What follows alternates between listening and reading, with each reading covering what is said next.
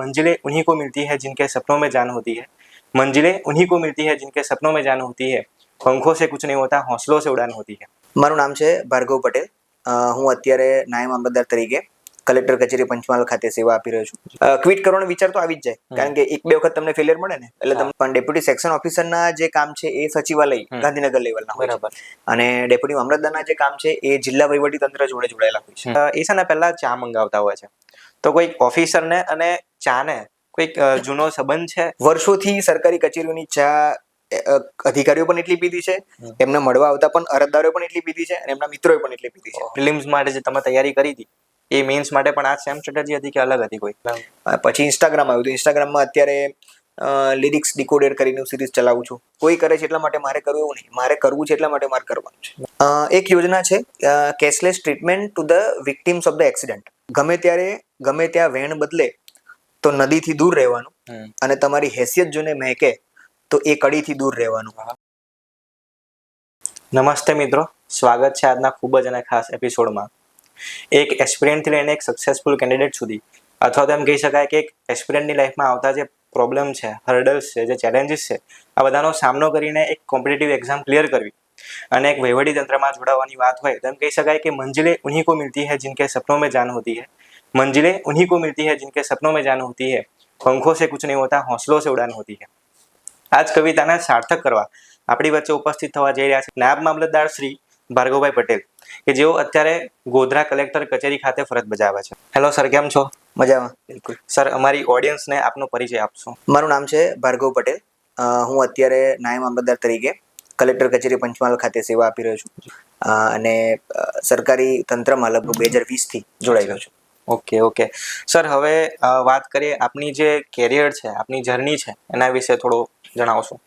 Journey as સચ જો ને, મેં લગભગ કોમ્પિટિટિવ એક્ઝામની પ્રિપેરેશન કરતા પહેલા 2011થી 15 મેં મિકેનિકલ એન્જિનિયરિંગ કર્યું બરોડાથી. પછી કેમ્પસ ઇન્ટરવ્યુમાં જોબ સિલેક્શન મારું થયું એટલે ઇન્ડિયન એમએનસીમાં જોબ કરી મેં 3 વર્ષ. બરાબર. અને જોબ કર્યા પછી જીપીએસસીની પ્રિપેરેશન ચાલુ કરી અને ચાલુ કર્યા પછી 2019ની એક્ઝામમાં ક્લિયર થયું મારું ડેપ્યુટી સેક્શન ઓફિસર અને ડેપ્યુટી મામલતદારની જે કમ્બાઈન એક્ઝામ લેવાય છે જીપીએસસી દ્વારા, એ એક્ઝામ ક્લિયર કર્યા પછી અહીંયા પંચમહાલ જિલ્લામાં 2020થી કાર્યરત છું. સર, હવે જે ડીવાયએસઓ અથવા જે ડેપ્યુટી મામલતદાર છે એમાં કયા કયા લેવલના કામ હોય છે અને આ પદ શું હોય છે? ડેપ્યુટી સેક્શન ઓફિસર અને ડેપ્યુટી મામલતદાર એ બંને કેડર સેમ છે, પણ ડેપ્યુટી સેક્શન ઓફિસરના જે કામ છે એ સચિવાલય ગાંધીનગર લેવલના હોય છે અને ડેપ્યુટી મામલતદારના જે કામ છે એ જિલ્લા વહીવટી તંત્ર જોડે જોડાયેલા હોય છે.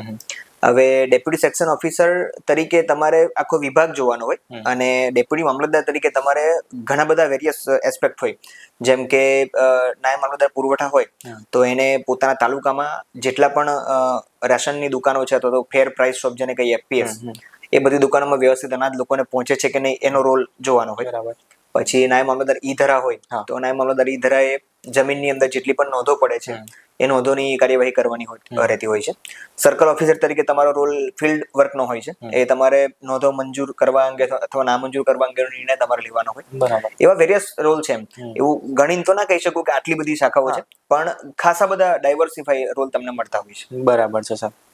સર, હવે જે આપણે ગ્રેજ્યુએશન અથવા જે પોસ્ટ ગ્રેજ્યુએશન જે બેઝ પર કર્યું છે એમાં અત્યારે ઘણા બધા સ્કોપ છે, તો સર તમે આ જ ફિલ્ડમાં આવવાનું કેમ વિચાર્યું? સ્કોપ એટલે મેં જુઓ ને 2015માં મેં જોબ ચાલુ કરી પ્રાઇવેટ જોબમાં. પ્રાઇવેટ જોબમાં પહેલા હું પુણે હતો થોડો સમય, 2-1 મહિના જેવું પુણે હતો. પુણે પછી બરોડા પણ જોબ કરી અને એ વખતે મારી સર્વિસ એક્ઝિક્યુટિવ એન્જિનિયરની પોસ્ટ હતી. એટલે લોકેશન બરોડા ભલે ફિક્સ હોય પણ ઘણી બધી જગ્યાએ ફરવાનું થતું હતું. એટલે સવારે જવું, કદાચ રાત્રે મોડો પણ આવવાનું થાય, એવું તેવું થાય. એટલે વર્ક લાઈફ બેલેન્સનો ઇશ્યુ હતો પ્રાઇવેટ જોબમાં. અને પ્લસ બીજું એક પપ્પાનું મોટિવેશન એવું હતું કે તમે અત્યારે આ રીતની જોબ તમે કરો છો એનો વાંધો નહીં, પણ કે તું કંઈક બીજું અલગથી કર, તારું પ્રતિભા છે થોડી તો તું તૈયારી કર અને કદાચ જો ગવર્મેન્ટ તંત્રમાં જવા મળે તો બહુ સારું છે. એટલે અમારા કુટુંબમાં કોઈ છે જ નહીં, મતલબ ગવર્મેન્ટ દાદા એકલા હતા ટીચર, બસ પછી હું જ છું એમ. એટલે પપ્પાની એવું ઈચ્છા હતી કે વહીવટી તંત્રમાં જાય અને વ્યવસ્થિત પોસ્ટ મળે તો સારું એવું સમાજની દ્રષ્ટિએ પણ ગૌરવ રહે ને બધી રીતે. અને બીજું કે તમારું વર્ક લાઈફ બેલેન્સ રહે, પ્લસ જોબના અવર્સ ફિક્સ થઈ જાય. એ બધું પપ્પાની ચિંતાઓ હતી, પછી મારી વાઈફની પણ સપોર્ટ મળે મને, એટલે પછી મેં આ દિશામાં જવાનું વિચાર્યું. સરસ સરસ સર. હવે સર એવું કહીશ કે જે તમે પ્રિપરેશન કરી, બરાબર, તો તમને એ પ્રિપરેશન કરતા કરતા તમને એવું કઈ ફીલ આવ્યું કે આ મેં ડિસિઝન જે લીધું છે રોંગ ડિસિઝન છે અને કદાચ વચ્ચે આને ક્વિટ કરી લઉં એમ? એટલે એ તો કોઈ પણ જર્નીનો એક ભાગ છે. જેમ કે તમે કોઈ પણ બિઝનેસ ચાલુ કરો કે કોઈ નવું કંઈક કાર્ય ચાલુ કરતા હોય તમે, બરાબર, તો એમાં વિઘ્નો તો આવવાના જ છે. અને એવું છે બી નહીં કે 100% પૂરેપૂરું તમને સફળતા મળી જ જવાની છે પહેલા ટ્રાયલમાં. આ કિસ્સામાં મને એક શેર યાદ આવે છે આમનો, સુલતાનપુરી સાહેબનો, કે મંજિલે મિલ હી જાયેંગી ભટકતે હી સહી, ગુમરાહ તો વો હૈ જો ઘર સે નિકલે હી નહીં. એટલે આ એક જર્ની એવી છે ને કે જેની અંદર આવા જે શેર છે એ શેરને તમારે ખાલી શેર તરીકે જ નહીં પણ એક વિચાર તરીકે લેવા જોઈએ અને એને ઇમ્પ્લિમેન્ટેશન કરવું જોઈએ. ક્વિટ કરવાનો વિચાર તો આવી જ જાય, કારણ કે એક બે વખત તમને ફેલિયર મળે ને એટલે તમને એવું થાય. એટલે શરૂઆતમાં હું જોબ સાથે જયારે તૈયારી કરતો હતો, પ્રાઇવેટ જોબ બી ચાલતી એક બાજુ તૈયારી પણ કરતો હતો રાત્રે, તો એમાં પ્રિલિમ ક્લિયર થાય પણ મેન્સ ના ક્લિયર થાય, પછી કોઈ વખત એવું થાય કે પ્રિલિમ્સ જ ક્લિયર ના થાય. એટલે થાય ઘણી વખત કે મૂકી દઈએ આપણે બધું, આ બધું આપણે શું કરવું છે, આપણી પાસે સારી જોબ તો છે. પણ કેવું છે કે આ એક જર્ની છે, આ જર્નીમાં ફેલિયર્સ પણ એક્સેપ્ટ કરવા પડે, અને સફળતા મળે તો એવું નહીં કે ભાઈ હા ચલો આપણે સફળ થઈ ગયા, આપણી સાથે બીજા ઘણા બધા કેન્ડિડેટ સફળ થયા જ હોય છે, એટલે એવું કઈ એ નથી. પણ ફેલિયર ને ડીલ કરવા માટે તમારી પાસે એક સ્ટ્રોંગ મનોબળ હોવું જોઈએ. સ્ટ્રોંગ મનોબળથી ઉપર જઈને એક હજી વાત છે, એને કહેવાય પ્યોર ઇન્ટેન્ટ હોવો જોઈએ તમારો. પ્યોર ઇન્ટેન્ટ થી મારો મતલબ એવો છે કે કોઈ તૈયારી કરે છે એને જોઈને તમે તૈયારી કરો છો તો એ ક્યારેય તમને પોસિબલ નહીં લાગે કામ કરવાનું, અથવા તે કામ થઈ પણ નહીં શકે. બરાબર. પછી ઘણી વખત એવું થાય કે કોઈને એક ટ્રાયલ જ જોબ મળી ગઈ, પહેલા ટ્રાયલ અને પહેલે જ વખતે એને મળી ગયું, બરાબર, અને કોઈ એવું છે કે જેને 5-6 ટ્રાયલ આપી છતાં પણ હજુ મેડ પડતો નથી. તો આવા કિસ્સામાં એક શેર મને યાદ આવે છે અહેમદ ફરાઝનો, કે કિસી કો ઘર સે નિકલતે હી મિલ ગઈ મંજિલ और कोई हमारी तरह उम्र भर रास्ते में रह गया. એટલે આ બધા શેર એટલા માટે કહેવાનું મન થાય છે મને કે આ જે જર્ની છે ને એ જર્ની જેવી છે આખી. કોઈ વખતે તમને નસીબનો સાથ ના મળે, કોઈ વખતે તમારી મહેનત ઓછી પડે, બધું અપડાઉન ચાલે કરે, બધું વસ્તુ સેટ થાય પછી તમારું સિલેક્શન થાય.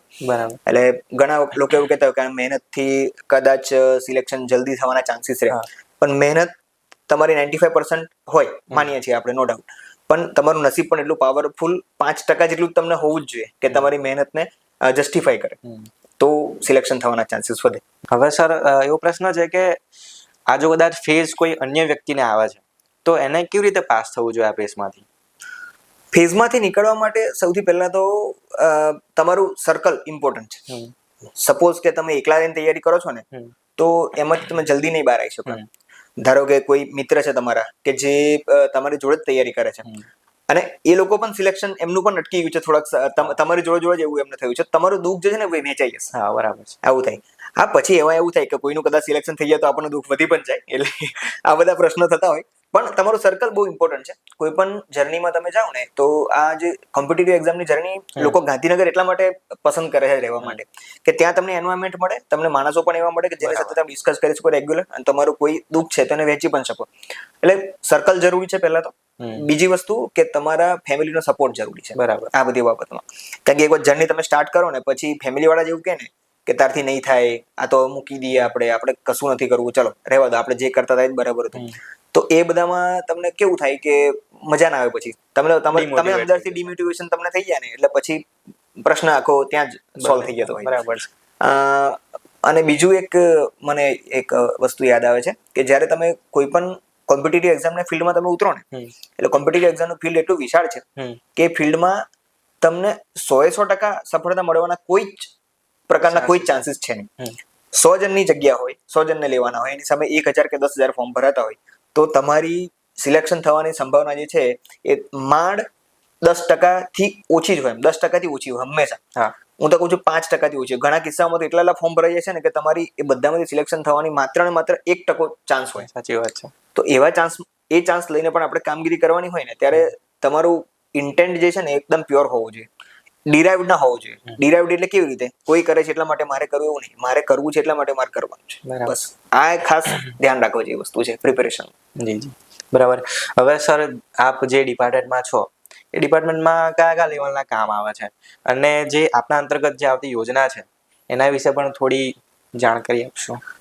મેં 2020 થી લઈને અત્યાર સુધી 2-3 રોલમાં કામ કર્યું છે. એક તો કલેક્ટર ઓફિસમાં જ સૌથી પહેલું પોસ્ટિંગ મારું કલેક્ટર ઓફિસ ગોધરામાં જ હતું. ત્યાં એક્સ્ટ્રા ચીટનીસ અધિક ચીટનીસ શાખામાં હું જોબ કરતો હતો. અધિક ચીટનીસ શાખામાં એટલે તમારે પ્રોટોકોલનું કામ રહેતું હતું એ સમયે. કોઈ તહેવારની ઉજવણી છે, 26 જાન્યુઆરી છે, 15 ઓગસ્ટ છે, એવા રાષ્ટ્રીય તહેવારોની ઉજવણી છે, તો એની અંદર શરૂઆતથી લઈને એન્ડ સુધીનું પ્લાનિંગ કરવાનું હોય. પછી તમારો કોઈ પ્રભારી મંત્રી છે એ આવવાના હોય તો એમના પ્રોટોકોલનું કામ હોય. પછી મીટિંગ, કલેક્ટર સાહેબની જેટલી પણ મીટિંગો થતી હોય બધી મીટિંગોનું મેનેજમેન્ટ અમારે કરવાનું આવતું. પછી બીજો મને રોલ મળ્યો તો નાયબ મામલતદાર ઈ ધરા તરીકે શહેરા. તો ઈ ધરા તરીકે મેં લગભગ 3.25 વર્ષ જેટલું કામ કર્યું ત્યાં. અને ત્યાં કામ કરવાથી એક તો ઈ ધરામાં જે છે ને જમીનને લગતું મુખ્ય કામ આવે. જમીનની અંદર વારસાઈ હોય, વેચાણ હોય, કોઈ હયાતીમાં હક દાખલ કે એવી કોઈ નોંધ, એવા પ્રકારની કોઈ નોંધ હોય તો એ બધી નોંધ ત્યાં એપ્રુવલ તો સર્કલ કરતા હતા અને મારે એની અસર આપવાની થતી હતી. એટલે હવે સરકારે ડિજિટલાઇઝ કર્યું છે, કમ્પ્યુટરાઇઝ આખું રેકોર્ડ જમીનનું, તો એનું કામ આખું રહેતું હતું ત્યાં. પછી અત્યારે હું ફોજદારી શાખામાં છું, મેજિસ્ટ્રીયલ બ્રાન્ચ, એટલે કલેક્ટર સાહેબના જેટલા પણ મેજિસ્ટ્રીયલ ફંક્શન છે એ બધા મારે જોવાના આવેલું, કવર કરવાના. તો એમાં અત્યારે પોલીસના જેટલા પણ જાહેરનામા થતા હોય, જેમ કે અત્યારે જ હમણાં આપણે આજે પેલું બ્રિજનું કામકાજ ચાલે છે, ચર્ચથી લઈને આપણું અમૂલ પાર્લર સુધીનું, તો એનો ડાયવર્ઝનનું કોઈ જાહેરનામું હોય, જેમ કે એ લોકોને કામ કરવું હોય તો ડાયવર્ઝન અંગે જાહેરનામું કલેક્ટરશ્રી બહાર પાડે. એટલે એ બધી કામગીરી અમારી શાખામાંથી થાય. બરાબર. પછી prevention of anti social activities act, આપણે પાસા જે એક્ટ છે, પાસા એક્ટના જેટલા પણ દરખાસ્તો હોય, દરખાસ્તો પર કામ કરવાનું અમારે થાય. પછી ક્રિમિનલ અપીલ જેટલી પણ છે, મતલબ આખું મેજિસ્ટ્રીયલ ફંક્શન કલેક્ટર સાહેબનું બધું જ હેન્ડલ કરવાનું થાય અમારે અહીંયાથી. તો આની અંદર યોજનાઓ 2 થી 3 યોજનાઓ મને એવી યાદ આવે છે કે જે ખરેખર જાહેર જનતાએ જાણવી જોઈએ, એનો લાભ લેવો જોઈએ.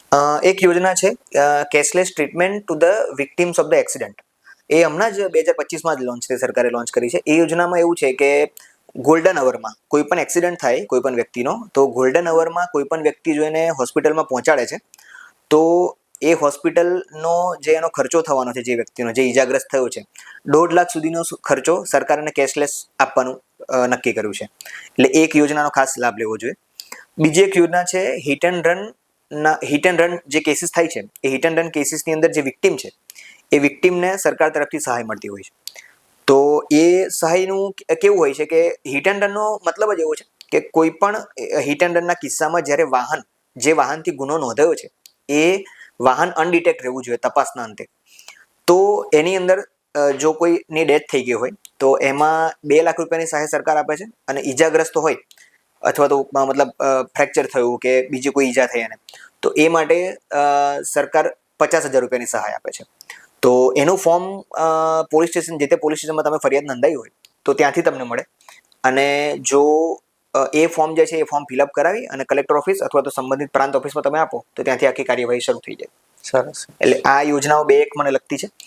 જમીનને લગતી યોજનાઓમાં જોઈએ તો સરકારે જે ડિજિટલાઇઝેશન કર્યું, કમ્પ્યુટરાઇઝ રેકોર્ડ, તો એની અંદર ઓનલાઈન વારસાઈ સૌથી મોટો પ્રશ્ન, કોઈ પણ વ્યક્તિને ડેથ થાય ને જ્યારે વડીલોની, તો વારસાઈનો આવતો હોય છે. તો વારસાઈની પ્રક્રિયા આખી સરકારે ઓનલાઈન કરી દીધી છે. માત્ર ને માત્ર તમારે તલાટી પાસે જઈને જવાબ પંચકાસ કરાવી, તમારા ગામના જે પંચાયત તલાટી છે એમની પાસે જઈને જવાબ પંચકાસ કરાવો તમે, અને પછી આખી પ્રોસેસ ઓનલાઈન જમા કરાવવાના છે.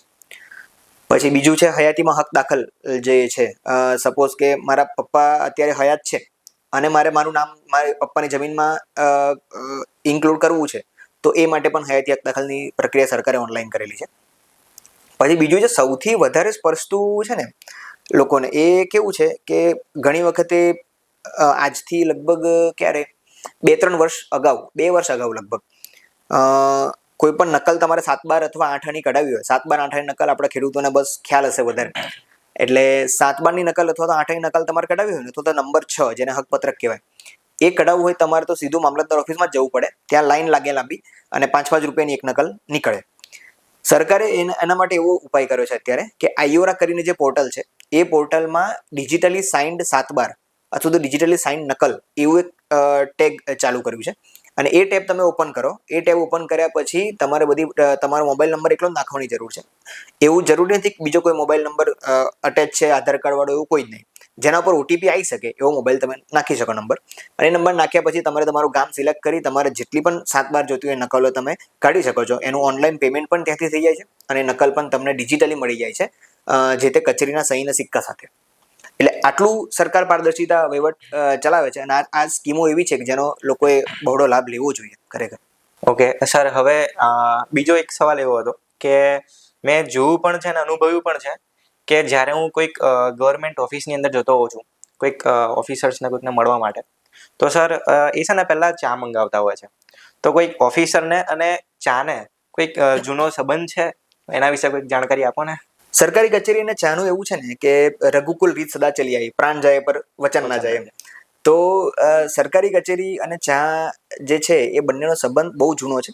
વર્ષોથી સરકારી કચેરીઓની ચા અધિકારીઓ પણ એટલી પીધી છે, એમને મળવા આવતા પણ અરજદારો પણ એટલી પીધી છે અને એમના મિત્રોએ પણ એટલી પીધી છે. ચામાં કેવું છે કે ચામાં તમને ખ્યાલ હોય તો એની પાછળ એક સાયન્સ છે. જ્યારે તમે બર્ડન હોય તમારી પાસે કામ કરવાનું અને તમને એવું લાગે કે થોડો કંટાળો આવે છે, તો આપણે ટેનિન લેવું જોઈએ. ચાની અંદર ટેનિન નામનું તત્વ હોય, એ તમે પીવો ચા એટલે થોડોક સમય માટે તમારું જે મગજ છે એને સ્ટ્રાઇક મળે અને એનાથી તમારું કામ ઝડપી પૂરું થાય. એટલે કદાચ એટલા માટે જ આ ચાની પ્રથા પડી હશે સરકારી કચેરીઓમાં. અને આ તબક્કે ઓશોનું એક મને સેન્ટેન્સ યાદ આવે કે ઓશોને કોઈએ પૂછ્યું કે મારાથી ચા નથી છૂટતી એમ. તો ઓશોએ કીધું, અરે ચાય ક્યું છોડતે હો મૂર્ખ, परमात्मा भी चाय पीता होगा, तुम पहले जाओगे वहां पे तो पहले पूछेगा आपको कि चाय पियेंगे कि कॉफी. એટલે ચાનું આટલું મહત્વ છે જ એમ. એટલે આમ જનરલી કેવું છે કે એવું લાગે કે ચા આપણી સ્વદેશી છે, કોફી ભલે છે, કોફી વિદેશી છે, પણ ચા તો આપણી સ્વદેશી છે. એટલે એવું છે. અને સરકારી કર્મચારીના જીવનમાં કેવું છે, ગમે ત્યારે ગમે તે બોમ્બ ફૂટે ને એવા કામ આવે તમને. તમે સવારથી શેડ્યુલ લઈને જાઓ ને કે આજે મારા કામ કરવાનું છે, તો આટલું કામ કરવું એટલે એની પહેલા જ બીજો એક એવો ટોપિક આવી જાય ને કે બાકીના બધા કામ સાઈડમાં રહી જાય અને એક ટોપિક તમારે વહેલો પતાવવો પડે. એટલે એવું છે. એટલે એમાં કેવું છે કે એક શાયર છે, એમ નામ ભૂલું છું અત્યારે, પણ એમનું એક પંક્તિ બહુ મસ્ત છે એમને કે ચા જેવી ઉકળી રહી છે જિંદગી અને હું એવો છું કે એ ચા એનો ઘૂંટડે ઘૂંટડે સ્વાદ લઈ રહ્યો છું. ઓહો સર, હવે વાત કરીએ આપણે જીપીએસસી માટે. તો જે આપણે જે ડેપ્યુટી મામલતદાર છો આપ, તો આપણને ઇન્સ્પિરેશન ક્યાંથી મળ્યું હા જીપીએસસીની પ્રિપરેશન કરવા માટે? ઇન્સ્પિરેશન કેવું છે કે એ વિધિન હતું મારે. આમ ખબર નહીં, આમ પપ્પાએ કીધું હતું પહેલાથી. અને મને આના જે વિષયો મેં જોયા, જરા આનો કોર્સ હું જોયા, સૌથી પહેલા મેં એક્ઝામ 2016 આપી હતી, નાયબ મામલતદારની એક્ઝામ. પણ એ કેવું કે સવારે ઉઠીને બ્રશ કરીને નહીં ધોઈને એક્ઝામ આપવા, એ રીતની એક્ઝામ આપી. પછી એના સવાલો મેં વાંચ્યા ને, તો સવાલો જોયા તો મને એમ કે આ તો કદાચ આપણે જો વાંચીએ તો આપણને ઇન્ટરેસ્ટ પડે એવા વિષય છે. એટલે સૌથી પહેલો વિષય તો ઇન્ટરેસ્ટનો છે ઇતિહાસ એમાં, બરાબર. એટલે ઇતિહાસ જનરલી હું સાયન્સનો વિદ્યાર્થી છું એટલે મેં ઇતિહાસમાં એટલું બધું ડિગિંગ નતું કર્યું. પણ જ્યારથી આનો કોર્સ મેં જોયો અને પછી એના જેટલા પણ આપણને એ મળ્યા, બુક્સ મળી બધી, એ બુક્સના લીધે મેં અંદર આપણા ભારતના જે ઇતિહાસ છે, જે ગૌરવવર્તી ઇતિહાસ છે આપણો, અને ગુજરાતનો પણ જે ઇતિહાસ છે, એની અંદર બહુ ઊંડાણપૂર્વક મને વાંચવા મળ્યું. એટલે પછી મેં વિચાર્યું, મેં કહ્યું આ તો આપણું ફિલ્ડ છે, મને એવું લાગે છે કે આ મારું ફિલ્ડ છે, તો પછી આમાં કેમ એક ટ્રાય ના આપીએ આપણે. એટલે એ ટ્રાય આપ્યો. બીજો વિષય છે, મને સાંસ્કૃતિક વારસો બહુ ગમે છે.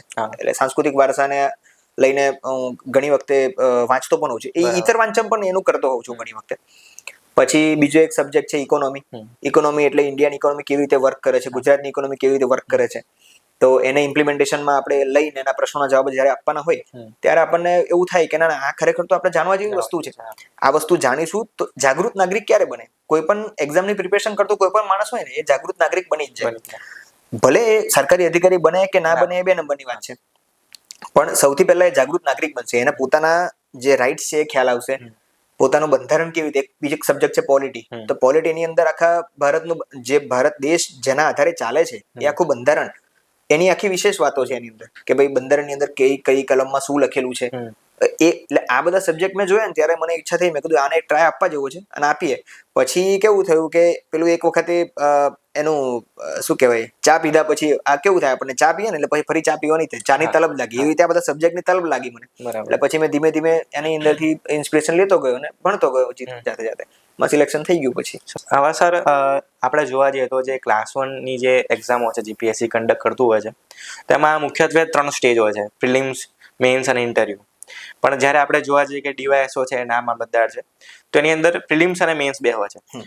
તો સર આપે પ્રિલિમ્સ માટે શું સ્ટ્રેટેજી યુઝ કરી હતી? પ્રિલિમ્સ અને મેઇન્સ આ બે જે છે ને એ બંનેની તૈયારી અલગ અલગ કરવી, એવો જે ભ્રમણા છે ને લોકોમાં, એ ભ્રમણા ખરેખર તોડવી જરૂરી છે. પ્રિલિમ્સ અને મેઇન્સની સેપરેટ તૈયારી ક્યારેય ના હોઈ શકે, કારણ કે પ્રિલિમ્સ અને મેઇન્સનો જે સિલેબસ છે એ ઓલમોસ્ટ સેમ જ છે. બરાબર. તો પછી આપણે શું કરવા ખાલી પ્રિલિમ માટે તૈયારી કરીએ, કે શું કરવા ખાલી મેઇન્સ માટે તૈયારી કરીએ? બંને માટે ભેગી જ તૈયારી કરી. બરાબર. એટલે મેં બંને માટે ભેગી જ તૈયારી કરી હતી. ખાલી એના મોક ટેસ્ટ અલગ અલગ આપવાના હોય તો અલગ જ આપવા પડે. પ્રિલિમ્સના મોક ટેસ્ટ હોય અને મેઇન્સના મોક ટેસ્ટ હોય, એ એકલા અલગ આપવા પડે. બાકી તૈયારી તો સેમ જ કરી છે બંને એની. અને અત્યારે જે બી લોકો પ્રિપેરેશન કરવાનું વિચારી રહ્યા છે અથવા તો એની અંદર જવા માંગે છે આ ફિલ્ડમાં, એ ફિલ્ડમાં આમાં જે જવા માંગે છે એમના ખાલી 3 જ પોઈન્ટ હું કહેવા માંગીશ. પહેલો પોઈન્ટ કે આની અંદર ઇમેન્સ કોમ્પિટિશન છે. અત્યારે એટલી કટથ્રોટ કોમ્પિટિશન છે કે એમાં તમે જો ડેડિકેશનથી તૈયારી નહીં કરો ને તો તમારા સફળ થવાના ચાન્સીસ બિલકુલ 0 છે. એટલું સમજીને જ ચાલવાનું. પછી બીજું છે કે તમે તમારો ગાઈડ જે પસંદ કરો ને, આ જર્ની માટે ગાઈડ જે પસંદ કરો, તમારો માર્ગદર્શક, એ એવો પસંદ કરવો જોઈએ કે જે પોતે સેલ્ફ ઓબ્સેસ ના હોય. મતલબ એને પોતાની વખાણ કરાવવા ગમતા ના હોય એવો માણસ જોઈએ. અને એને બીજાના વખાણ બી એટલા બધા ના કરવો જોઈએ કે એની ગુણ દોષ ના જોઈ શકે. જેમ કે તમારી કોઈ જગ્યાએ ભૂલ થાય છે તો તમને કહી શકવો જોઈએ કે ભાઈ આ જગ્યાએ તારી ભૂલ થઈ છે, તારે આ રીતે નહીં આ રીતે કરવું જોઈએ. બરાબર છે. અને ત્રીજો એક રૂલ છે બુકનો. સૌથી વધારે મેજર રૂલ આની અંદર બુક્સ ભજવી જતી હોય છે, કારણ કે અત્યારે માર્કેટમાં એટલા બધા કોચિંગ ક્લાસીસ છે, એટલા બધા સાહિત્ય આવી ગયા છે કોમ્પિટિટિવ એક્ઝામને લઈને, કે બધાને કેવું છે કે તકનો લાભ લઈ લેવો છે. તકનો લાભ એટલે કેવી રીતે? જેમ કે અત્યારે હમણાં થોડા સમય પછી ટેટની ભરતી આવશે, એટલે ટેટના ક્લાસીસ ચાલુ થશે, ટેટનું મટીરિયલ ચાલુ થશે, એનો આખો ઝોન ચાલુ થશે. પછી કોન્સ્ટેબલની એક્ઝામ ધારો કે જાહેર થાય તો કોન્સ્ટેબલને લગતા જેટલા પણ કોર્સને લગતા જેટલા પણ પુસ્તકો છે અથવા તો જેટલા પણ કોચિંગ ક્લાસીસ છે એ લોકો પોતાના વિજ્ઞાપનો ચાલુ કરી દેશે. બરાબર. એટલે આ બધી વિજ્ઞાપનોની માયાજાળમાં ખરેખર જે કેન્ડિડેટ છે એને જોવાનું એટલું જ છે કે એના માટે સાચું શું છે. બરાબર. તો હું બુક માટે તો એમને એટલી જ સલાહ આપીશ કે તમે બધી સ્ટાન્ડર્ડ બુક્સ ઉપર જ જાઓ. સૌથી પહેલા તો તમારે જીસીઆરટી એનસીઆરટી ની બુક્સ જોવાની, અને એના પછી તમને જે કોઈ સ્ટાન્ડર્ડ બુક્સ અવેલેબલ છે એની અંદરથી જેની પણ તમને લેંગ્વેજ સુટેબલ હોય એ લેંગ્વેજ તમારે એ જ બુક વાપરવાની. બીજા કોઈની ભ્રમણામાં પડવાનું જરૂર નથી. સર હવે આપને જે કહેવાય કે તૈયારી કરી એમાં બેસ્ટ સ્ટ્રેટેજી શું હોઈ શકે? મતલબ કેટલા કલાકનું રીડિંગ હોવું જોઈએ, કઈ બુક વાંચવી જોઈએ, એ થોડુંક એના વિશે જણાવો ને. બેસ્ટ સ્ટ્રેટેજી કોઈ હોતી નથી. કોઈ પણ વસ્તુની બેસ્ટ સ્ટ્રેટેજી કોઈ હોતી નથી. જે સ્ટ્રેટેજી તમે સફળ થાવ એ તમારી સ્ટ્રેટેજી ઇન્ડિવિજ્યુઅલ થઈ ગઈ. બરાબર. હવે મારી સ્ટ્રેટેજીથી હું સફળ થયો એનો મતલબ જરૂરી નથી કે એ સ્ટ્રેટેજીથી બીજો કોઈ પાસ થઈ જાય. બરાબર. એ વખતે સમય સંજોગ અથવા તો મારી એબિલિટી પ્રમાણે મેં કર્યું હોય. જેમ કે અમુક વસ્તુની મને નોટ્સ બનાવવાની જરૂર ના લાગે કે આ મારા માટે ઇમ્પોર્ટન્ટ નથી, મને યાદ રહે છે, તો એ નોટ્સ ના બનાવું. પણ બીજા કોઈ એવો છે કે જેને નોટ્સ બનાવવી જરૂરી છે, તો એટલે સ્ટ્રેટેજી કેવું છે પર્સન ટુ પર્સન વેરી થતી હોય. પણ મારી સ્ટ્રેટેજી મુજબ જો મેં વિચાર કરું છું એ પ્રમાણે કે લગભગ મારું મિનિમમ 6 થી 8 કલાકનું વાંચન રહેતું દિવસ. અમુક લોકો એવું કહે છે કે અમે 14 કલાક વાંચીએ, 18 કલાક વાંચીએ. એ બધી વાહિયાત વાતો છે. કારણ કે કેવું છે 18 કલાક તમે વાંચો ને એટલે પછી બીજા દિવસે તમે, એટલે આમાં મૂળ પ્રશ્ન એ જ છે, કોઈ એક દિવસ કોઈએ 18 કલાક વાંચી લીધું હોય, બરાબર, એક્ઝામના આગલે દિવસે ધારો કે જેમ આપણે એન્જિનિયરિંગમાં અમે લોકો હું તો એવું નતું કરતો, પણ અમુક લોકો એવું કરતા હતા કે એક્ઝામ ટાણે જ વાંચવા બેસવાનું, એટલે પછી શું 18 કલાક તમારે વાંચન કરવું પડે. એટલે એ વાંચન અલગ છે, એને ક્રેશ કોર્સ કહેવાય, ક્રેશ રીડિંગ કહેવાય. પણ ક્રેશ રીડિંગ અહીંયા કામ જ નહીં લાગે. એટલે 18 કલાક વાંચો ને એના કરતા બેટર છે કે 3 દિવસ 6 કલાક વાંચો, તો એ તમને વધારે એબ્ઝોર્બ થશે. પછી એક કન્સિસ્ટન્સીને લઈને લોકોનો બહુ પ્રશ્ન હોય છે કે ભાઈ સાતત્ય કેવી રીતે જાળવવું એમ. તો લોકો સાતત્ય એવું સમજે છે કે આજે 6 કલાક વાંચ્યું એટલે કાલે પણ મારે 6 કલાક વાંચવાનું છે, પછી પરમ દિવસે પણ 6 કલાક વાંચવાનું છે. એટલે એને સાતત્ય સમજતા હોય ને તે સાતત્યની વ્યાખ્યા ખોટી છે. એક એક્ઝામ્પલ સામાન્ય આપીને સમજાવું તમને. તમે બસમાંથી નીકળો છો આવવા માટે અમદાવાદથી ગોધરા, અને મારી કાર લઈને નીકળું છું, બરાબર. મારી કાર ટ્રાફિકમાં ફસાઈ, પણ બસને કોરિડોર મળી ગયો એટલે બસ આગળ જતી રહી. બરાબર. હવે હું મારી કાર લઈને ત્યાં જ ઉભો છું ટ્રાફિકમાં જ, એનો મતલબ એવો નથી કે હું દૂર છું, બંનેની મંજિલ ગોધરા છે, બરાબર. પણ હવે ધારો કે બસ અહીંયા આગળ જતી રહી, મેં જોઉં છું કે બસ મારથી આગળ જાય છે, પછી જયારે ટ્રાફિક ખુલશે ત્યારે આગળ જતો હું બસનો ઓવરટેક કરવાનો જ છું, બરાબર. એટલે મંજિલ તો સેમ જ છે બધાની, જવાનું તો એક જ જગ્યાએ છે, પણ રસ્તા અલગ અલગ હોઈ શકે. અને એવું જરૂરી નથી કે કોઈ તમારાથી આજે વધારે વાંચે છે તો તમારે એટલું જ મતલબ પોતાને પુશ કરીને એટલું વાંચવાનું, એ અત્યાચાર પોતાના ઉપર કરવાનો નહીં. બરાબર. આનંદિત રહેવાનું, પ્રફુલ્લિત રહેવાનું, તૈયારી વ્યવસ્થિત કરવાની, અને મિનિમમ અવર્સ નક્કી કરવાના કે ઓછામાં ઓછું આટલા કલાક તો વાંચીશું. બરાબર. એ રીતે મેં મારી સિલેક્શન એવું કર્યું હતું કે હું ઓછામાં ઓછું દિવસનું 5 કલાક તો વાંચીશ, એની હાઉ, બરાબર, ગમે તે રીતે. હા, પછી કોઈનું મેરેજ આવી ગયું કે ભાઈ અંગતમાં કોઈ પ્રસંગ આવી ગયો, અથવા તો કોઈ એવી અમુક આપત્તિઓ પણ જલ્દી આવતી હોય ને ઘરમાં, કે ભાઈ કદાચ પપ્પાને દવાખાને લઈને જવાનું થયું, કે વાઈફને દવાખાને લઈ ગયા, ટેનિયાને દવાખાને લઈને જવાનું થયું, બરાબર. તો પછી શું કરવાનું? એટલે આવી બધી પરિસ્થિતિઓને પણ આપણે અવકાશ રાખવો જોઈએ થોડો. એટલે એ જો સપોઝ કે એ દિવસે વંચાય ના, તો બીજા દિવસે એટલું કવર કરવાનું, અથવા તો બીજા 5 દિવસ આગળ આવે છે એમ 1 કલાક વધારે વાંચવાનું. એટલે વાંચનના કલાકોને અને સફળતાને બંનેને કોઈ સંબંધ જ નથી. બરાબર. એટલે ઓલું કહી શકાય કે કેટલું વાંચ્યું એના કરતા કેવું વાંચ્યું એ મહત્વનું છે. કેટલું તમે એબ્ઝોર્બ કરો છો એ મહત્વનું છે. હવે તમે 18 કલાક જાગરણ કરી વાંચો ને, તો 18 માંથી તમને લગભગ હું તો કહું છું કે 5 થી 6 કલાકનું તમને યાદ રહે.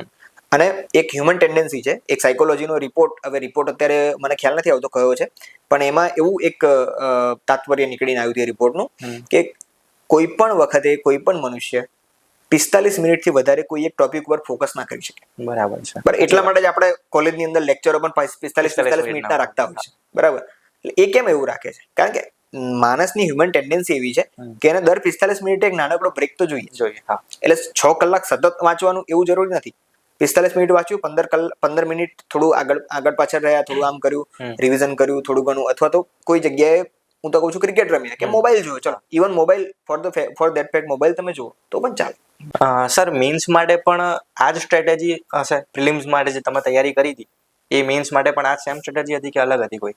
પ્રિલિમ્સ માટે અને મેન્સ માટે મેં કીધું બંને સાથે તૈયારી કરવાની, પણ મેન્સ માટે એક વસ્તુ તમારે ખાસ ધ્યાન રાખવા જેવી છે કે જો તમે નિશ્ચિત આપેલી સમય મર્યાદામાં પેપર આખું પૂરું નથી કરી શકતા તો તમારે રાઇટિંગ પ્રેક્ટિસ ખાસ કરવી જોઈએ.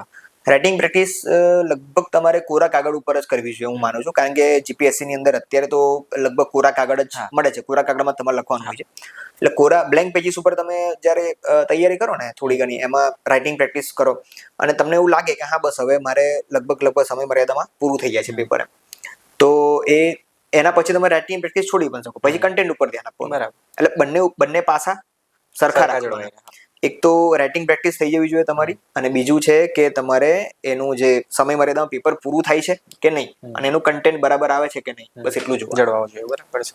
તમને કદાચ ખ્યાલ હોય તો એક કિસ્સો કહું, 12th ફેલ મૂવી આવી હતી, તો 12th ફેલ મૂવીમાં એક સીન આવે છે કે જેમાં પેલો ભાઈ જે છે એસ્પાયરન્ટ, આપણા જે એક્ટર છે, લીડ એક્ટર, એ એવું કહે છે કે મને બધું જ આવડે, તમે મને ખાલી ટોપિક આપો લખવા માટે. એટલે જે પેલા આઈએસ બની ચુક્યા હોય ને એ વ્યક્તિ એને એવું કહે છે કે હું તને ટોપિક આપું છું, તારું જ નામ, તું તારા જ નામ વિશે લખે. બરાબર. 250 શબ્દો લખવાના છે તારે, 10 મિનિટ છે તારી પાસે, બરાબર. તો એને એનું જ નામ આપ્યું ને તો બી એ લગભગ 250 નહીં 100 જ શબ્દો લખી શકે તો પોતાના નામના. એટલે એવું છે, તમને વિચારો આવવા અને વિચારો કાગળ પર ઉતરવા બે વસ્તુ અલગ છે. એટલે તમારે બંને વચ્ચે સિંક્રોનાઇઝેશન કરવાનું થાય ને, એટલા માટે રાઇટિંગ પ્રેક્ટિસ ખાસ જરૂરી છે. બરાબર છે.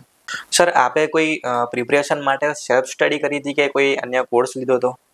પ્રિપરેશન માટે સૌથી પહેલા તો 2016 થી મેં જ્યારે ચાલુ કર્યું ને, 2016માં તો હું બિલકુલ એ જ હતો, આમ મતલબ કે ખાલી સવારે ઉઠીને એક્ઝામ આપવા જવાનું એવું, કારણ કે જોબ ચાલુ હતી એક બાજુ અને એક બાજુ ટાઈમ રહેતો નતો વાંચવાનો, એટલે ખાલી ફોર્મ ભરી દઉં અને જતો હતો. પણ સિરિયસ પ્રિપેરેશન મેં ચાલુ કરી 2017 થી. બરાબર. તો 17માં મેં કોઈ ક્લાસીસ જોઈન નતા કર્યા, 18માં એક ક્લાસીસ જોઈન કર્યા હતા, અને પર્ટિક્યુલરલી આજે એક્ઝામ મેં ક્લિયર કરી એ એક્ઝામ માટે કોઈ ક્લાસીસ જોઈન નતા કર્યા, પણ અગાઉનું જે મારી નોટ્સ ને એવું બનાવેલું હતું, જે ક્લાસીસ જોઈન કર્યા હતા એ વખત, તો એ મને કામ લાગ્યું હતું આમાં. બરાબર. એટલે એક જ વખત મેં આખી જર્નીમાં ક્લાસીસ જોઈન કર્યા હતા, એ પ્રિલિમ્સ માટે અને મેઇન્સ માટે. સર, આજે ઘણા ખરા એસ્પિરન્ટનો એક સવાલ હોય છે કે સર રિવિઝન કેવી રીતે કરવું, તો રિવિઝનની સ્ટ્રેટેજી આપની કેવી રીતે હતી? કે તમે સોમથી શુક્ર અથવા તો સોમથી શનિમાં જેટલું વાંચો એનું રિવિઝન રવિવારે કરી જ દેવાનું, ફરજિયાત કરવાનું, કારણ કે કોર્સ આખો વિશાળ દરિયા જેવો છે. એમાંથી તમે ઝરનું વાંચશો ને તો પછી એનો કોઈક જગ્યાએ તો સંગ્રહ કરવો પડશે અથવા તો રિવાઇઝ કરવું પડશે. તો એ રિવિઝન તમારે શનિવાર અથવા રવિવાર કોઈ એક દિવસ ફિક્સ રાખવાનો કે આ દિવસે હું અઠવાડિયાનું રિવિઝન કરીશ. પછી મંથ એન્ડ જ્યારે આવે, આ વીકેન્ડની વાત થઈ, પછી મંથ એન્ડ જ્યારે આવે ત્યારે મંથ એન્ડમાં આખા મંથનું તમારે એક વખત રિવાઇઝ કરવું પડે, બરાબર? કારણ કે જનરલી કેવું થાય કે નવું ભણતા જાય અને જૂનું ભૂલતા જાય, આવો પ્રશ્ન થાય છે. કોઈ પણ તમે સબ્જેક્ટ લો ને, સપોઝ કે ઇકોનોમી અથવા તો હું તો કહું છું ચલો પોલિટી ફોર ધેટ મેટર લઈ લો, તો પોલિટીમાં કેવું થાય કે ભાગ 1 વાંચો, એમાં અનુચ્છેદ નંબર 1 થી મતલબ 12 સુધીનું, 1 થી 4 સુધીનું છે. પછી સિટીઝનશીપ ને એવું આવે, એ જોતા તો તમે આગળ જાઓ, પછી થોડા સમય રહીને તમે જોવો ને તેમ થાય કે પહેલી કલમમાં શું કહેતા હતા, બીજી કલમમાં શું કહેતા હતા, આવું ભૂલી જવાય. એટલે રેગ્યુલર એક તો તમારે રિવિઝન કરવું પડે. રિવિઝન કર્યા પછી અમુક વખતે પણ રિવિઝનને પણ એટલો બધો ટાઈમ ના આપવો જોઈએ કે જેથી નવું શીખવાનું ભૂલી જવાય. રિવિઝન અને ન્યૂ લર્નિંગ બંને વચ્ચે થોડું બેલેન્સ રાખવાનું.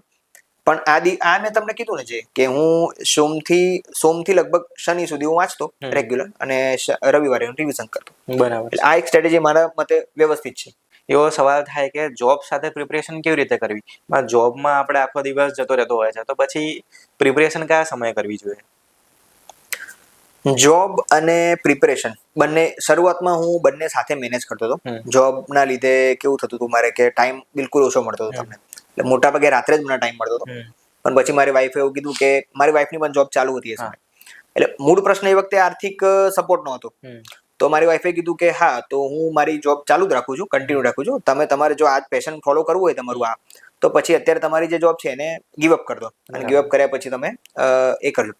પણ એ સમયે મેં પછી ડિસિઝન બહુ હાર્ડલી લીધું એવું, અને મેં મારા બોસને પણ કીધું હતું એ સમયે કે સર આ રીતનું મારે ઇશ્યુ છે અને હું ગવર્મેન્ટ જોબની પ્રિપેરેશન કરવા માંગુ છું, એટલા માટે મારે જોબ ગીવ અપ કરવી છે. તો એ એટલા જેન્યુઅન હતા કે એમણે એવું કીધું કે તું એક કામ કર, તું 1 વર્ષનો સમય લઈ લે અને જો એમાં ના થાય ને તો પાછો અહીંયા રિજોઈન કરી લેજે. એટલે મારા મતે નોકરી સાથે પ્રિપેરેશન જે કરવાનો રોલ છે ને એ થોડો અઘરો તો છે. હેક્ટિક એટલા માટે કારણ કે એમાં તમને સમય એક તો ઓછો મળે, પછી રિવિઝન માટે પણ ટાઈમ લગભગ બિલકુલ ના મળી શકે. તમે ન્યૂ લર્નિંગ જ કરતા જાઓ પછી રિવિઝન ના કરો તો એનો કોઈ મતલબ નથી. અને ઘણી વખતે જો કદાચ તમારે એવું જ હોય કે આર્થિક પરિસ્થિતિ એને એ નથી કરતી, અનુકૂળ નથી તમારા માટે, તો પછી એમાં એક વસ્તુ કરવું પડે તમારે કે થોડોક સમય મહિનામાં 1-2 દિવસની લીવ અરેન્જ કરી રિવિઝન માટે અને કરવાનું, અને બાકીના દિવસોમાં જે સમયગાળો મળે એમાં તમારે વાંચવાનું. પણ મૂળ વાત એમાં એક પ્રી કન્ડિશન એવી છે કે તમારી જે જોબના અવર્સ છે ને એ ફિક્સ હોવા જોઈએ. પહેલા તો સવારે 10 વાગે જાઓ છો, સાંજે 6 વાગે આવી જાઓ છો, બસ. તો પછી 10 થી 6 માં તમારી જોબ, એમાં તમારે કશું જ નહીં કરવાનું, વાંચવાનું. 10 વાગ્યા પહેલા અને 6 વાગ્યા પછીનો જે ટાઈમ મળે તમને સાંજે, એમાં જ તમારે પ્રિપેરેશન કરવી પડે. પણ અત્યારે કોમ્પિટિટિવનેસ એટલી બધી વધી ગઈ છે કે એમાં તમે જોબ સાથે પ્રિપેરેશન કરવા જાઓ તો બહુ ટફ ચાન્સીસ છે. એટલે હું તો કહું છું કે જો તમને એવું હોય કે મારે આમાં જવું જ છે તો 1 કે 1.5 વર્ષ ડેડિકેશન સાથે તૈયારી કરવાની અને ઓપ્શન બી તૈયાર રાખવાનું. ઓપ્શન બી એટલા માટે ખાસ તૈયાર રાખવાનો કારણ કે ઓપ્શન બી ના લીધે તમને એક મેન્ટલ તમને રાહત મળશે કે ભાઈ આ નથી તો આ તો છે જ. એટલે એક મેન્ટલ રાહત તમારી હોય ને ત્યારે તૈયારી કરવાની ઓર મજા આવે તમને, બરાબર? એટલે તમે પોતાની જાતને પૂરેપૂરી એની અંદર ઝોકી શકો કે જેથી કરીને તમને સિલેક્શન થવાના ચાન્સીસ પણ વધી જતા. સર, એક્ઝામ પ્રિપરેશન કરતા અમુક વાર ડિમોટિવેટ થઈ જતું હોય છે, મતલબ મોરલ ડાઉન થઈ જતું હોય છે, તો આપણે મોટિવેટ થવા માટે શું કરવું જોઈએ? તો મોટિવેશન માટે સૌથી પહેલા તો રીલ તો જોવી જ ના જોઈએ. આ પહેલું તમને કહું, કારણ કે રીલનું મોટિવેશન છે ને રીલના સમયગાળા જેટલું જ હોય. એટલે કેટલું રીલની જનરલી કેટલું હોય છે તમારું, લગભગ 1 મિનિટથી લઈને 3 મિનિટ સુધીની રીલ હોય, એ એનું મોટિવેશન પણ એટલું જ ચાલે. કદાચ એના ગુણ્યા 10 કરો તો 30 મિનિટ 40 મિનિટ એટલું જ ચાલે, એનાથી વધારે નહીં ચાલે. મોટિવેશન લેવા માટે તમારે ખાસ તો સેલ્ફ ડાઉટ ઓછા કરવા પડે. ઘણી વખતે આ મારો અનુભવ હું તમને કહું, જે તે સમયે હું તૈયારી કરતો ને ત્યારે મને ખરેખર અમુક વખતે એવું થતું હતું કે યાર આમાં થયું નહીં તો પાછી મારે જોબ જોઈન કરવાની અને પાછો આ 1.5 વર્ષનો સમયગાળો મારો બગડેલો ગણાશે. અને અમુક વખતે રિઝલ્ટ પણ એવા આવે ઘણી વખતે કે તમે ધાર્યું હોય એ પ્રમાણે પરિણામ ના મળે તો હતાશ તો થઈ જ જવાય. પણ એ હતાશાથી ઓવરકમ કરવા માટે મેં તમને પહેલા જ કીધું કે તમારો ઇન્ટેન્ટ જો પ્યોર હશે ને તો એના આધારે તમને એમાંથી ઓવરકમ કરવાનો પણ સમયગાળો બહુ ઓછો લાગશે. કારણ કે જનરલી કેવું થાય છે કે આપણે ઘણી વખતે જો આપણને નિષ્ફળતા મળે કે ધારો કે કોઈ એક્ઝામમાં પ્રિલિમ ક્લિયર ના થઈ, કોઈમાં મેન્સ ક્લિયર ના થઈ, આટલી બધી મહેનત કરવા છતાં પણ મેન્સ નથી ક્લિયર થતી એમ, તો એ બધા ડેસ્પરેશન તો આવવાના જ છે. એ તો આ જર્નીનો ભાગ જ છે, અને એને એક્સેપ્ટ કરીને જ તમારે ચાલવું પડે કે આ એક જર્નીનો ભાગ છે અને આને મારે સ્વીકારવા જ પડશે, જે બી હોય. સફળતા તો સફળતા, નિષ્ફળતા તો નિષ્ફળતા. એક વાર તમે મગજમાં એવું ધારી લો ને કે ભાઈ આ એક પાર્ટ છે આનો, એટલે મેન્ટલી તમે પ્રિપેર થઈ જાઓ અને એના આધારે એની સાથે લડી શકાય. બરાબર. પછી જો મોટિવેશન તમારે જોઈતું હોય તો તમારા આજુબાજુના કોઈ તમારા આઈડિયલ હોય એને મળી શકો તમે, તમારા માર્ગદર્શકને મળો, એ તમને કહે. બરાબર. રાખવું જોઈએ આવું. કોઈ એક મિત્ર વર્તુળ અથવા તો કોઈ એક કોન્ટેક્ટ એવો રાખવો જોઈએ કે જે તમે ડિમોટિવેટ થાવ ને ત્યારે તમને આમ બૂસ્ટ આપે. હા. પ્રિપરેશન વખતે અને જોબ મળ્યા પછી આપણું જે જીવન જે હોય છે બેઠાડું થઈ જતું હોય છે, તો આપણે ફિટનેસ જાળવવા માટે આપણે શું કરવું જોઈએ? બેઠાડું જીવન એટલે શરૂઆતમાં તમે જુઓ ને તો પ્રિપેરેશનમાં બી બેઠા બેઠા પ્રિપેરેશન કરવાની. પછી જોબ મળ્યા પછી પણ તમારે લગભગ ઓફિસ વર્ક જ હોય મોટા ભાગે. હા, કદાચ સર્કલ ઓફિસર અથવા તો એવી રીતનું કોઈ હોય તમારું તો ફિલ્ડ વર્ક વધારે હોય એમાં. પણ મોરલેસ તમારું બેઠાડું જીવન વધી જતું હોય. તો બેઠાડું જીવન વધી જાય તો એના માટે તમારા હેલ્થ ઉપર પણ અસર થવાની શરૂ તો થાય જ. એટલે એક રૂટીન તમારે રાખવું જોઈએ. એક એક્સરસાઇઝનું સેશન સવારે રાખવું જોઈએ, વોકિંગ કરવું જોઈએ, રનિંગ કરવું જોઈએ. સ્ટ્રેસમાં હોય ને ત્યારે દોડવાનું હંમેશા. એવું એક કોને મને કીધું હતું, યાદ નથી અત્યારે તો. પણ સ્ટ્રેસમાં તમે હો ને તમે દોડો ને તો તમારું જે બ્લડ ફ્લો છે ને એ વધારે સ્પીડી બને અને એનાથી તમને રાહત જલ્દી ફીલ થાય. એ સ્ટ્રેસમાંથી રાહત જલ્દી ફીલ થાય. એટલે એક તો રનિંગ છે, વોકિંગ છે. પછી કોઈ એક તમારું સ્પોર્ટ્સ હોય, જેમ કે બેડમિન્ટન છે, ક્રિકેટ છે, કે જેની અંદર તમારી ફિઝિકલ એક્ટિવિટી વધારે થતી હોય, એ તમે કરી શકો. એટલે આને લગભગ 1 થી 1.5 કલાક કે 2 કલાક સુધીનો સમય દિવસનો આપવો જોઈએ. હું તો કહું છું મિનિમમ 1 કલાક તો આપવો જ જોઈએ પોતાની ફિઝિકલ હેલ્થ માટે. તો એ રેગ્યુલર જો તમે રાખશો, પછી પ્રાણાયામ છે, સૂર્ય નમસ્કાર છે. સૌથી સારામાં સારું જો એક્સરસાઇઝ તમારે કરવી હોય ને સવારે ઉઠીને તો સૂર્ય નમસ્કાર. સૂર્ય નમસ્કાર તમે કરો ને તો લગભગ 10 સેટ એના કરો ને તો લગભગ 400 થી 450 કેલરી જેટલી બર્ન થતી હોય. તો એ તમને એક દિવસનો એક બૂસ્ટ આપશે તમને. એટલે એનાથી તમારું ફિઝિકલ વેલબિંગ પણ સારું રહેશે, મેન્ટલ વેલબિંગ પણ સારું રહેશે. સર, પ્રિપરેશન વખતે કોઈ અલગ પ્લાન રાખવો જરૂરી છે, કાં તો પછી આપણે પ્રિપરેશન પર જ ફોકસ કરવી જોઈએ? પ્રિપરેશન હું તો હાલનો જે સિનારીઓ છે એ આજથી 2014 થી લઈને 2020 નો જે સિનારીઓ હતો ને એ સિનારીઓમાં કેવું હતું કે તમે બંને બાજુ પગ રાખી શકો, દહીંમાં દૂધમાં બંનેમાં હાથ રાખી શકો. પણ અત્યારે એવો પ્રશ્ન છે કે કોમ્પિટિશન વધી છે અને તમે જુઓ અત્યારે કદાચ તમે નોટિસ કર્યું હોય તો 2014માં જે ફોર્મ ભરવાની સંખ્યા હતી એના કરતા ઓલમોસ્ટ ડબલ કે ટ્રિપલ થઈ ગઈ છે. બરાબર. એટલે કદાચ એ બધા આપવા જાય છે કે નહીં એક્ઝામ એવી નહીં ખબર, લગભગ નથી જ જતા બધા તો આપવા માટે. પણ તે છતાંય આંકડાઓ જોઈને આપણને એવું થાય ખરેખર તો કે ચાન્સીસ આપણા ઘટી જાય ખરેખર. જો ચાન્સીસ ઘટી જતા હોય તો એની સામે તમારે પ્રિપેરેશન સારી કરવી જ પડે, એને છૂટકો નથી એના વગર. તો હું તો વિચારું છું કે મેં તમને અગાઉ પણ કીધું કે 1 થી 1.5 વર્ષનો સમયગાળો આને આપી દેવાનો, ઓપ્શન બી તૈયાર રાખવાનો. અને જો સિલેક્શન ના થાય ને તો મારે ઓપ્શન ડી માં જવાનું છે પાછું, અને એનો કોઈ રિગ્રેટ ના હોવો જોઈએ. એ છે કે 1 થી 1.5 વર્ષ મારું જતું રહ્યું, એ રિગ્રેટ તો પહેલા ના જ થવો જોઈએ તમને. કે મારી પાસે પ્લાન બી રેડી છે, જો આમાં નહીં થાય તો આમાં જઈશ, અને જો આમાં થઈ ગયું તો મારું સફળતા મળી જશે મને, અને મારું જે ઇન્ટેન્શન હતું એ ક્લિયર થઈ જશે. બરાબર છે. બરાબર. આ બે વસ્તુ થઈ શકે. તો ખાસ તો એક કે તમારું ઘણી વખતે અમુક લોકો એવું કરતા હોય કે એક મારા ફ્રેન્ડ છે, ગાંધીનગર હતા, એ શું કરતા હતા કે ભણાવવા પણ જતા હતા જે તે સમયે. જેમ કે એમને ડીવાયએસઓ ડેપ્યુટી મામલતદારની એક્ઝામની પ્રિલિમ્સ ક્લિયર કરી છે, તો એ પ્રિલિમ્સ વાળી જે બેચ હોય એમાં એ ગેસ્ટ લેક્ચર તરીકે જતા હતા. તો આવું પણ આના પણ સ્કોપ ઘણા બધા છે. ઘણા એવા ટીચર છે કે જે લોકો તૈયારી કરતા હતા જે તે સમયે, અને તૈયારી કરવામાં એમને એ સબ્જેક્ટ પ્રત્યે એટલો એમને લગાવ થઈ ગયો કે સબ્જેક્ટ એ ભણાવવા માંડ્યા છે, અને અત્યારે એની અંદર સારું કરિયર બનેલું છે. એટલે આ એક્ઝામ એવી છે કે આ એક્ઝામમાં ગુમાવવાનું કશું નથી. સાચી વાત. તમે શીખશો બધા વિષયો તો તમને ફાયદો જ થવાનો છે, તમારી આગામી પેઢીને ફાયદો થવાનો છે. અને જો સિલેક્શન થઈ ગયું તમારું, અથવા તો ગવર્મેન્ટ તમે અધિકારી કે કર્મચારી બની ગયા તો પણ તમને ફાયદો થવાનો છે. એટલે બંને રીતે વિન વિન સિચ્યુએશન છે, નુકસાન કોઈ રીતે નથી આમાં. પ્રિપરેશન વખતે આપણે ફેમિલી અને ફ્રેન્ડ્સનો સપોર્ટ કેવો રહ્યો? પ્રિપરેશન વખતે ફેમિલીનો સપોર્ટ તો બહુ સાઉન્ડ હતો. બિલકુલ એમને પિન પોઈન્ટ ઉપર મને સપોર્ટ કર્યો છે, દરેક રીતે સપોર્ટ કર્યો છે. ફેલિયર્સમાં પણ સપોર્ટ કર્યો છે, અને ઇવન પ્રિલિમ્સ ક્લિયર થાય તો એની પણ એક સેલિબ્રેશન થતું હતું કે ચલો પ્રિલિમ્સ ક્લિયર થઈ ગયા. એટલે શું છે, મને કોઈ દિવસ એવું લોનલી કે એવું કે ફીલ નહીં થવા દીધું મને ફેમિલીમાંથી.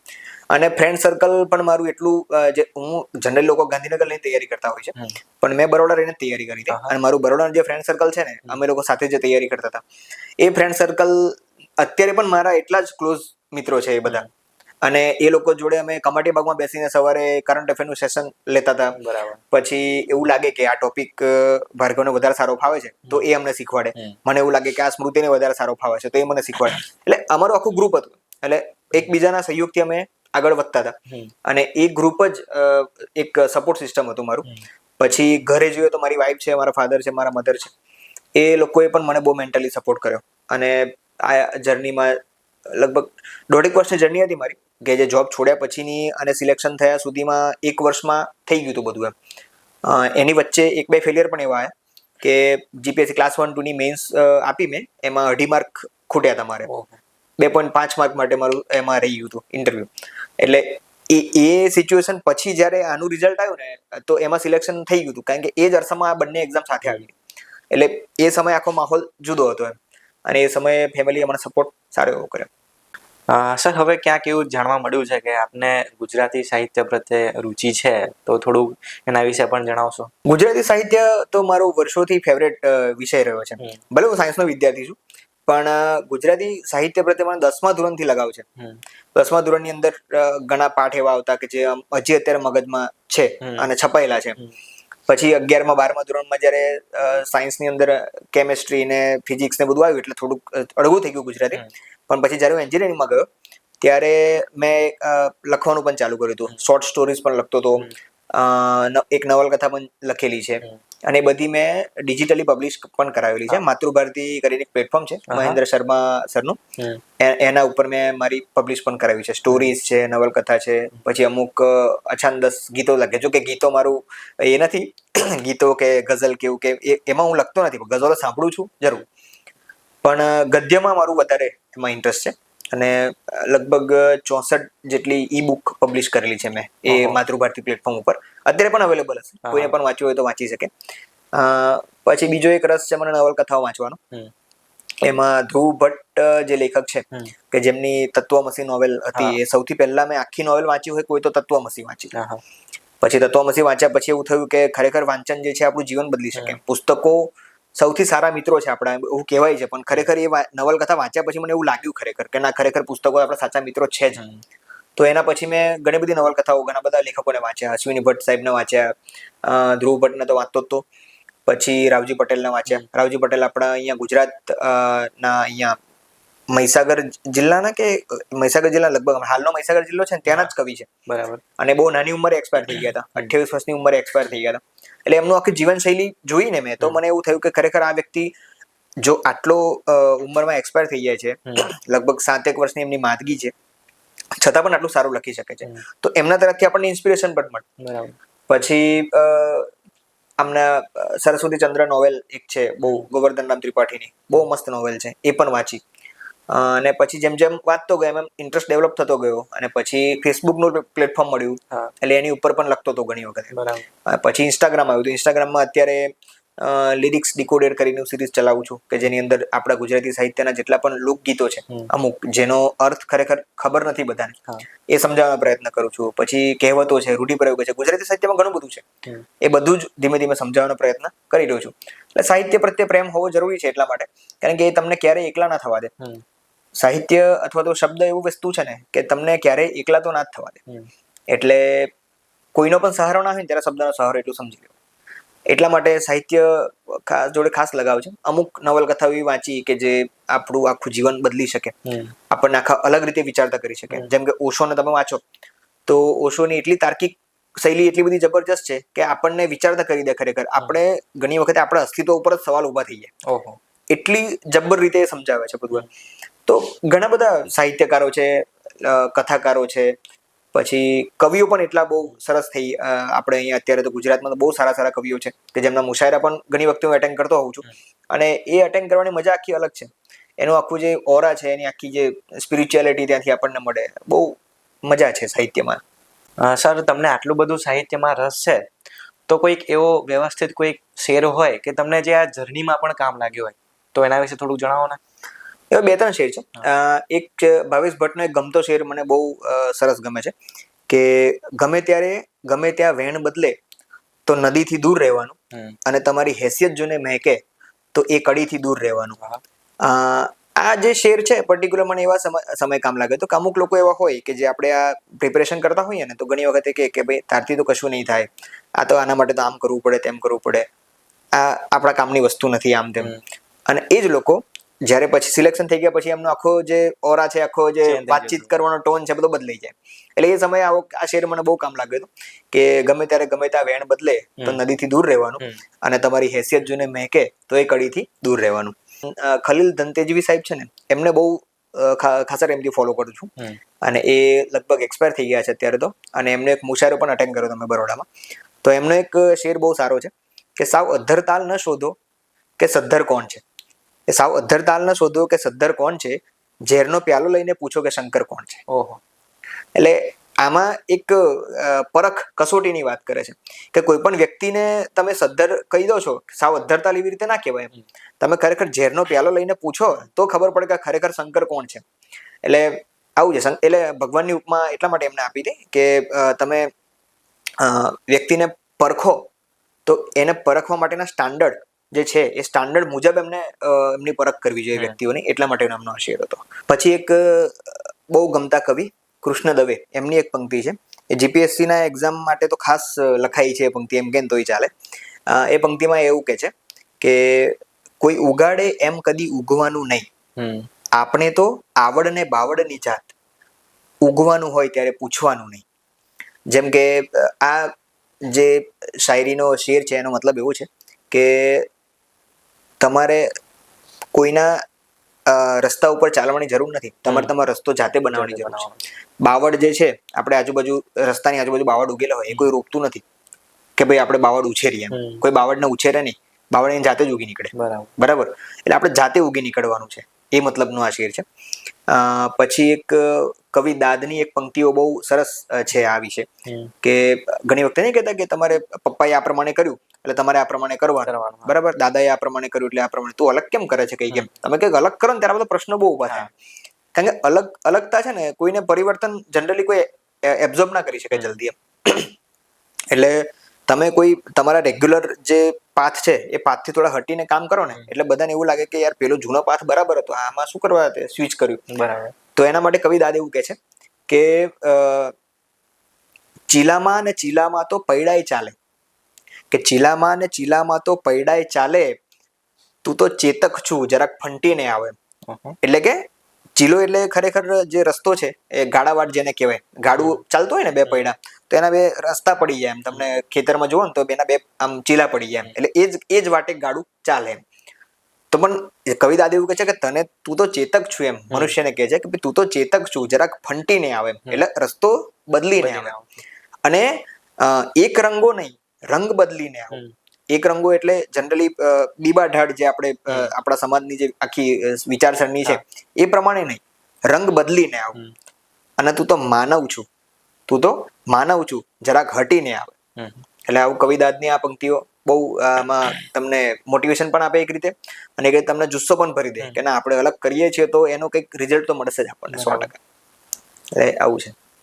એટલે આ તમે સાહિત્યના સફર જોડે રાખો ને, તમને આ જે જર્ની છે અને સાહિત્ય બંને જો તમે લગભગ જનરલી જોજો કે જે લોકોએ જીપીએસસી ને ક્લાસીસ કર્યા છે અથવા તો જીપીએસસી ની પ્રિપેરેશન કરી છે અને સિલેક્શન થઈને અત્યારે સરકારમાં છે, એમાંથી લગભગ 60-70% લોકો સાહિત્યમાં અત્યારે એક્ટિવ છે. હા, સાચી વાત છે. કારણ કે એમાં કેવું થાય છે કે તમે સબ્જેક્ટ જેટલા પણ છે ને બધા સબ્જેક્ટ વાંચો ને, જેમ કે મેઇન્સ ની અંદર ગુજરાતી સબ્જેક્ટ આવે તો ગુજરાતી સબ્જેક્ટ ની અંદર તમારે ઘણું બધું જોવાનું હોય, તો તમારે સાહિત્યકારો વાંચવા પડે.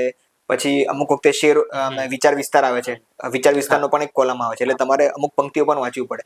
એટલે તમે વાંચતા જાઓ તો તમને ધીમે ધીમે ખબર પડે કે શબ્દનું મહત્વ શું છે, શબ્દ આપણને કેટલી હદે પ્રભાવિત કરી શકે અને કેટલી અસર આપણને કરી શકે. તો એના લીધે તમારો જે અંદરનો માયલો છે એ સાહિત્ય તરફ વળતો જ હોય છે, અને એ વળે તો આપણા માટે સારું જ છે. બંને વિન વિન સિચ્યુએશન બંને સાઈડ છે એવું છે. એટલે સાહિત્ય એટલા માટે વધારે પ્રિય થાય બધાને. સર, આજનું જે આપની સાથેનું જે કન્વર્ઝેશન છે એ ખૂબ જ એનર્જેટિક અને અમારા માટે લાભદાયી નીવડ્યું. Thank you so much sir. તમારો પણ ખૂબ ખૂબ આભાર મને આ પોડકાસ્ટમાં આમંત્રિત કરવા માટે. અને આ જે પોડકાસ્ટ છે આપણે આશા રાખીએ કે જેટલા પણ એસ્પાયરન્ટ છે જે નવી તૈયારી કરી રહ્યા છે અથવા તો કરવાના છે એમની વચ્ચે પહોંચે અને એ લોકોને એક નવી દિશા મળે. બરાબર. અને આ પોડકાસ્ટના માધ્યમથી હું જાહેર એવું કરું છું કે જો તમને પણ આનાથી કોઈ ઇન્ક્વાયરી આવે કે કોઈ એવું કહે છે કે મને આ સબ્જેક્ટમાં રસ નથી હતો, તો મને આના હર્ડલ્સ આવે છે આ પ્રિપેરેશનમાં, તો એ જે પ્રશ્ન છે મને મોકલી આપજો, એના જવાબ હું તમને આપીશ ને તમે એમને આપજો. ચોક્કસ.